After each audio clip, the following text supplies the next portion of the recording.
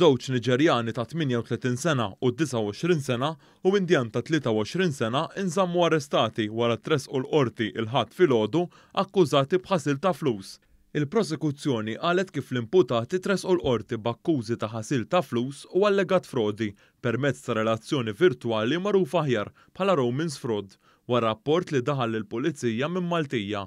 Dan il-każ imur lura għall-2019. Intqal kif wieħed min-Niġerjani għamel tranzizzjoni ta' $10,000 u l-Indjan għamel oħra ta' $2,800.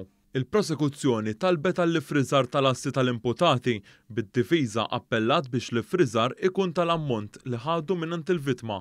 Il-qorti mmexxija mill-Maġistrat Nadin Lija laqgħet it-talba tal-prosekuzzjoni dwar l-ifriżar tal-assi tal-imputati.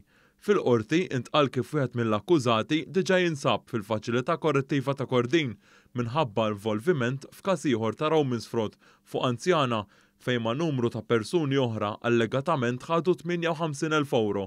Id-difiża talbet għal ħelsien mill-arrest tal-akkużati li ilhom jgħixu diversi snin f'pajjiżna u għandhom fejn jgħixu.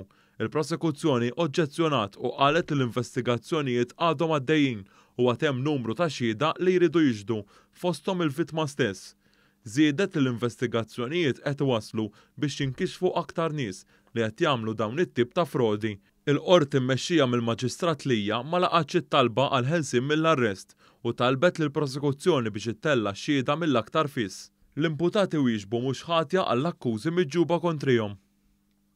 Adam Ismail ta' 20 sena miċ-Ċad intbagħat 6 xhur ħabs wara tressa l-qorti u ammetta li pprova jaħrab minn Malta taħt container.